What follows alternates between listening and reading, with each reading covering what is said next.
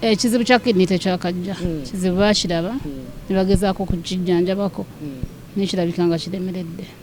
By time omutima gwe gwali gukulumira, that means nti ne kidney yaliwo naye nga bali kidney eno bw'erwala yeeretera ebirala okwonooneka.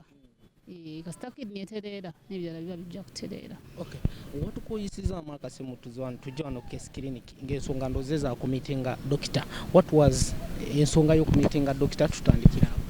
Njagadde dokita bawe clear picture kubanga nyinza okuba nze nandibagambye besitategeera bulungi so nga ate dokita ye dokita wange kati amaze omwaka mulamba nga nzijanjaba ensigo dokita Kalyesuubula so nayagadde mujje ababuulire ekituufu ddala ekiriwo kuba nyinza okuba nga byenjogera nga siri very sure kuba yaŋŋambye neetaaga transplant kutereeza obulamu whereby twetaaga ssente nga bwemuwulidde agambye miliyoni 152. Era nga tugenda okupaletingira agambye India gye wasinga kuba yakasindikayo abalwadde 80 nze nja kuba wa 81 so kati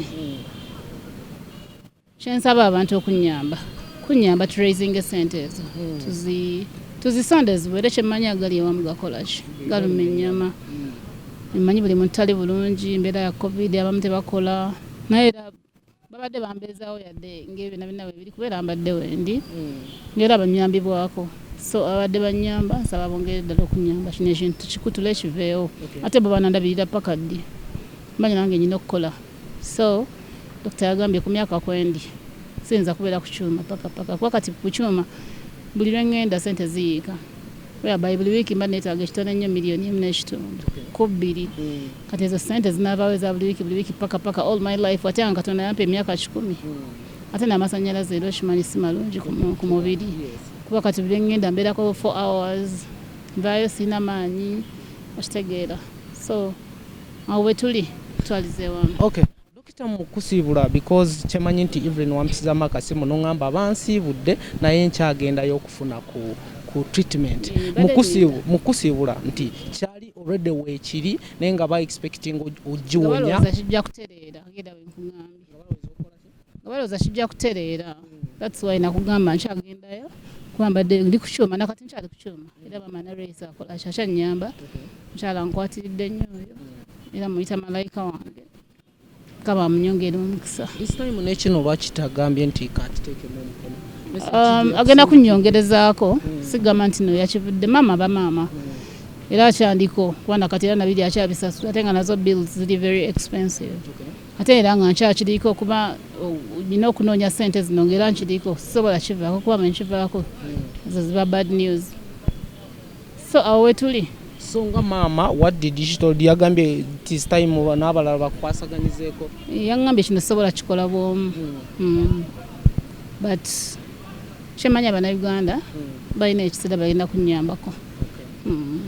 Baana abantu abakubeereddewo especially mu industry because obadde mu industry for some long time n'ozannya n'oyimba byonna abantu bonna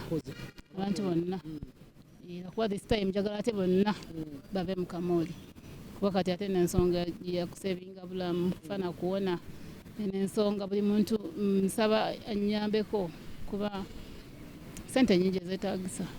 Is there a big contribution from Romantic Entertainment because abasinga bali okutegeerera mu busizi nze ndi mu Zubairi family naye byonna Aromatic Zubairi byonna bye bimu abantu abo nabo bali mu fundraising era nze naye nga bulina kubaira it's a family bulina kubambeererawo babeerawo tebalina buzibu era bakunnyambako ate kati banansuulira tebalina nasooka ku list naye nga already bataddeyo ku posta zimu abantu batandise already okukola ki contributing so I'm very grateful to each and everyone era nja kuba ndeeta list y'abantu abanyambyeko wedda buli muntu ampeerezaayo kyasobodde wedda ampeereza 1,000 500 1,000 10 zonna sente nzi welcominga era neyanzizanya neyanze ng'otudde mu kafubo ne dokita we tutabadde really dokita akuzizza amaanyi n'akuwa kye bayita testimony nti it is sure we shall expect you back on stage kasita tufuna soliste y'akasente of course dokita ye buli ssaawa abeera ng'omya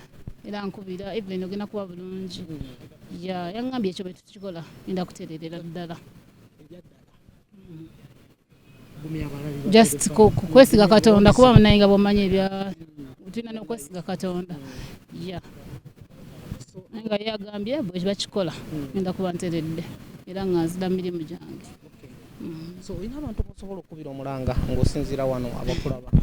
Abantu abanjagala bangi kankikole geno abantu buli asobodde anyambeko. Waliwo abantu abamanyiddwa abayambako ba Bishop Arnold Muwonge, Bahamu, Bamama Fee, waliwo abantu nga bo bamanyiddwa bayambako abantu, nange nsaba banyambeko kuba nange ndi mwana waabwe, ndi muganda waabwe, ndi maama waabwe. So abantu kinoomu companies omuntu ayinza okugamba nze obusente Evelyn kambukuwe wali abalina ssente zaabwe. Evelyn Balama ali ludda wa mu kino because omanyi nti ye yakonectinga ne that journey okutuusa ewa maama ne bakujjanjaba to this extent nti tukyakulaba nawe era nnyongera okumwebaza naye mwami Balama essaawa eno alina omulwadde, maama we mulwadde kati mba tesobola muteeka ku stress zange okitegeera kale nange naye alina stress ze, buli muntu alina stress ze naye nga kyekiriwo ekyo already gye yankonectinga bakyanyambako. So kati kino ekintu ekiriwo kyakwasiza wamu. Waliwo abadde bagamba busimanya mpagira ki ebintu bino si bya bufuzi kati bino ebintu bya kusevinga bulamu ebyobufuzi mbadde nsaba tubijjemu yenna gwe mpagira nze mumanyi ku mutima gwange. Social media ebyo ebintu ng'obirabye tebikuyisa bubi? Abantu abali negative tabamanyiira tubalaba kati ebizize wembiraba nga ndaba bigendako nzijjako nga mbivaako nga ngenda ku birala. Abantu abali negative tasobola bamalayo mu nsi naye kyobeera basabira Mukama aleme batuusa ku kyoliko kubanga you never know tomorrow. Kati nze ndi mulokole basobola kusabira muntu salambi naye omuntu okwogerera munne ekintu nti ogenda kufa oba wafudde oba RIP tamanyi kyeddako oba naye si Katonda naye tamanyi muganda we oba ddako oba yagenda no one knows the end of their story. So abantu be batyo bina balekera Katonda kubanga yamanyi byonna byabwereere. At the end of the day tuli baluganda.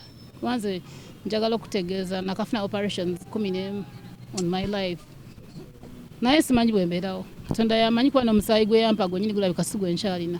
Buli babadde bankolanga operation bampa omusaayi gwa muntu mulala we yabayi wizana kuba gwabo abanvuma. That's why sibadda namu.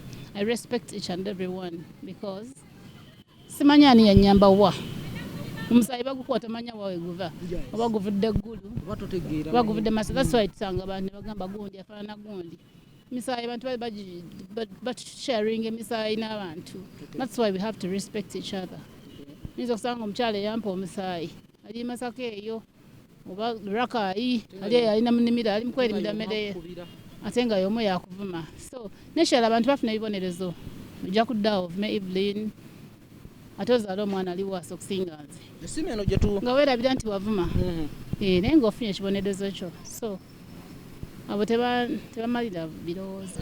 Wasomye nti omuntu akusindikireko akasembi akokuyamba yo yandibadde eriwa ate yo tonagifunirako obuzibu because kyetumanya abafere bangi bakuba abafere tebabulamu bateene obeera obimanyi kati ezemyo ekibuga sazzeemu jjo bambimanyi bamumanyi nti kati ono ali kummalira budde. Era nsaba abantu abo bagaana okukuba kuba mba oluusi olina byokola byala oli mukulaba musawo oli akkubira nti ate nkubye kubuuzaako banange bye ebintu si bya muzannyo it's a serious matter.